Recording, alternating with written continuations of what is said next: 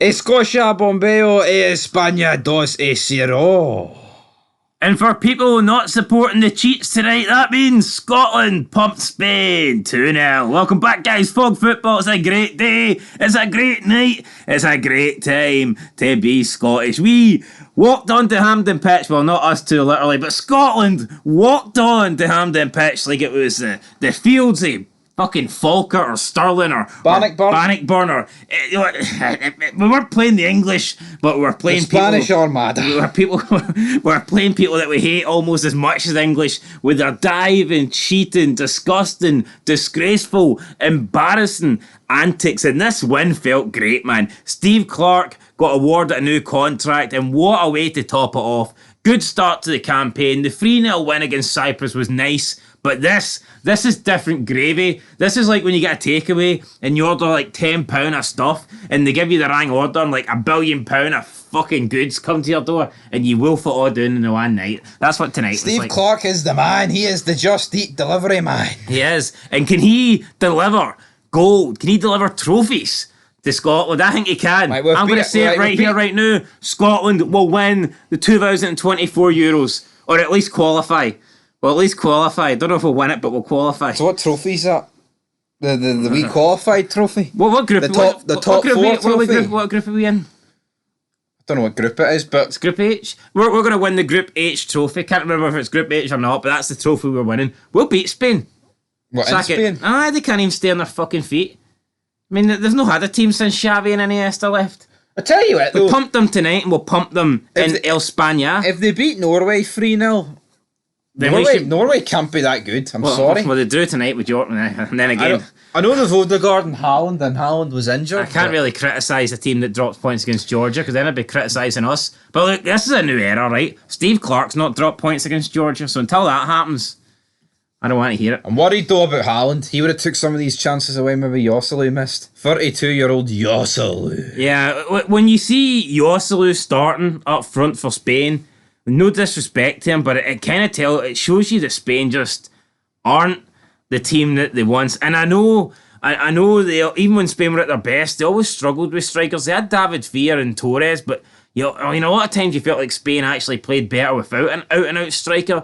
But I mean, yeah, tonight, Joselu, maybe they would have been better off playing the Craig Levein 4-6-0. But then had Enrique Iglesias on. I can be your hero, baby. I can be your cheating little piece of shit that rolls around on the dot 24/7. But look, Scott McTominay, 2 goals against Cyprus, and he started where he finished. He got us off to the best start possible. Andy Robertson pressurising the Spanish defender, Pedro Porro or something like that. Pedro Porro. This guy got porridge today. This guy got booed all night, and rightfully so, to be honest.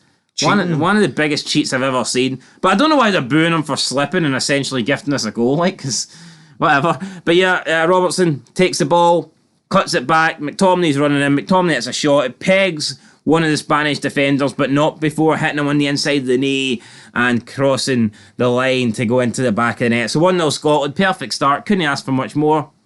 And I felt like the rest of the second half, I felt the first half was pretty even. To be honest, I felt like we had the better of it.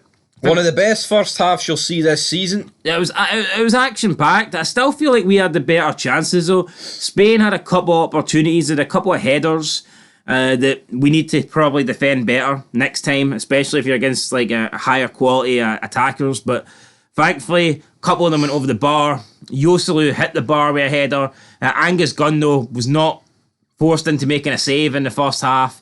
He had a couple of balls where he came out and caught them, but that was it. I mean, it wasn't like Angus Gunn had to play fantastic to get us into the break. And in all honesty, we probably should have had maybe even 2-0. We should have been 2-0 up, maybe going into the Ryan Christie should have scored. Yeah, I mean, the Spanish defence parted like the Red Sea. It was weird. John McGinn, though, he created it. He was in his own third, back to the midfield, and he just like backs his big fat ass into the Spanish player, holds up the ball and then spins around, plays a cut and pass through the midfield, and that led for the counter. Then it was Christie that picks up, and the Spanish players just backed off him. It was weird. Instead of like trying to, it's almost like they did the research and knew that Christie can't finish his dinner. And they were right on this occasion, because he put it wide. Then we had another great chance for Lyndon Dykes before half time. Ball over the top. He chests it down. I mean, this was phenomenal. This would have gave us a 2-0 lead right on the brink at half-time. But unfortunately, I mean, everything was great for Dykes, just apart from the finish. But even the finish wasn't that bad. He tried to chip the goalkeeper. From where he was, though, it would have been difficult for him to get enough height on the ball to beat the goalkeeper, but for it to dip in time to go under the bar, in my opinion. It would have had to been inch perfect. Yeah, and it was good, but it was a good effort, just wasn't inch perfect. He just had to slot it under him. Yeah, I think that's what he should have Or done. finesse it round him. I think, yeah. I mean, don't get me wrong. If what Dykes went for, if he pulled it off, it would have looked a lot better than just slotting it past the goalkeeper, but I don't really care what it looks like. See the speed that he was travelling at? He probably could have ran round him. To be fair, it looked like Lyndon Dykes was running with someone else's legs. Because I've never seen Dykes move this quick before. Frame. It was against slow motion, but his legs were Speedy Gonzalez. It looked like he was up against Julian again at Celtic. Anyway, that was really it in the first half. The other major talking point was Andy Robertson and Pedro Porro.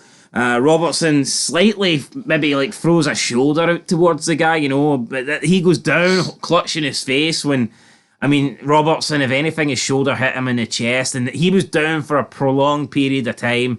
This was embarrassing. He was rolling around, face on the deck, and it was like, what the hell? I mean, he was literally down for a couple of minutes here. I know, and went to VAR as well, and I was a bit worried, to be honest, because we know that the football is kind of gone these days, and I've seen players get sent off for less than this. Sometimes all you need to do is show any sort of movement towards an opposition player, and you receive a red. Thankfully, though, Robertson didn't. He only got a yellow card, but I think Pedro Porro should have been booked here as well. Blatant cheating, trying to get Robertson sent off. Did Pedro Porro even get booked? It seems like he did this on numerous occasions, and most of the Spanish team did. Yep. Joselu as well, also, he threw himself to the ground inside the box a few times, and he started fucking hitting the ground, like, hissy fit. He looked like a child having a tantrum, being told they're not getting a £1 car or something. What's that? You're not getting a wee toy car today? Wah! You know, he's fucking pure like... Nae Hot Wheels, man. They're too dear now, man. They're about $250. Are they? Aye. You know, he's pure smashing his fists on the ground. I mean, Spain need to get rid of this guy. Honest to God. Imagine fucking Fernando Torres. He just debuted. Aye, well, this should be his last game, I think. If you're debuting at 32, like, how good can you be? Yeah. Unless, like, you were injured for the last, 15 years? Yeah, exactly. So, you're in the second half. We created some more chances. I mean, Spain had a lot of possession, but didn't do anything with the ball. They really didn't. Angus Gunn had one save to make that I can recall, and it was actually from Pedro Porro. He had a shot from about 25 yards. I mean, it was a decent shot, but it's one you'd always expect Gunn to save. He parried it for a corner. And then we got the second goal. Kieran Tierney, I think it was against Gaia. Yeah. The Valencia. No, it was Danny Carvajal. A guy that's supposed to be fantastic. Real Madrid right back. Tierney sent him to the shops. Yeah, Tierney absolutely battered him, out-muscled him. And Tierney's a wee small guy, but Tierney is, I mean, he's a physical player. You look at Tierney and you might think, oh, look at this wee midget. But he actually tucks his shirt in, he knows what he's doing. He does know what he's doing. He outdone Carafal, and he looks for a cross into the box. Initially, it's cleared away, but it wasn't cleared away because it was put into the path. He tore Scott McTominay, and he ran in. Sorcery. And he smashed it home. And I mean, that's the last 4 goals scored by Scotland have been scored by the number 4 Scott McTominay. It doesn't even feel real, but it is real. It's very real. And I feel like we maybe owe Scott McTominay an apology because I think I've given him a lot of stick and criticism. Well, you know what? When the squad got announced, I said that we should be using him in a more attacking role because that's where he's best. And look, lo and behold, he's got 4 goals in 2 games. So. Well, do you want to replace Steve Clark or something? No, I'm just saying. Well, Steve Clark did what I said to do. He's Steve Clark and you're Big Stevie Cool. I know. Well, I heard that you're looking for a new job now. Could you be the number 2? I could be the new number 2. Angus, you're getting it, big man. Speaking of number 2s, I felt that's what Spain were all night. They were big number 2s. Really poor performance here. I mean, I wasn't expecting a great performance for Spain, but I thought they were better than this. Yeah. I mean, 75% possession and done nothing with it. Like, let's be real, right? It's a great win, but this should be the norm. And you look at that Spain team, it was like, there wasn't many. Like, right, you had Rodri from Man City, right? You had Carvajal from Madrid. But see, apart from those two, there wasn't. I mean, Kepa's shite, listen, and Chelsea are shit. But it was like mid-table La Liga teams. I don't view this as an upset. I would admit Spain were favourites, but just because you're not favourites doesn't mean it's an upset. Yeah. I honestly don't think this is an upset. I think if we beat France, I would consider that an upset. Oh yeah. But no, for me, I mean, yeah, Spain are a better team, but they're not the team they once were. I mean, they're not one of the elites in European or world football. So I'm not downplaying the result. I just think that as a nation, we need to have a bit more belief in ourselves. I think we should have been going into this game. I mean, if we can't go into a game at home against Spain, hoping to win, then what's the point? I'm not saying we're guaranteed to win by any means, but I mean, there was some pundits going into this saying that we are not capable of getting the win, and that if we could snatch a draw, that would be good. Not capable of getting the win. I think too many people just, because in international football, I think it's different for club football. I think they just look at like the last game in 2010 and go, "Oh, we've no chance." Yeah, I mean, things have changed a lot since 2010. We've got so much better, and Spain have obviously got so much worse. So, I mean, let's be honest. San Marino against Spain, they can probably say, we've no chance to win. But I mean, it's a sad day when people are giving Scotland no. I give us a chance against anybody. Don't care if it's France, Brazil, Argentina. I give us a chance against anybody at home. Absolutely. I think we've proven it in the past that we can beat teams, big teams. So, I mean, yeah, why not? We need to start believing in ourselves, and that puts us top guys of the group.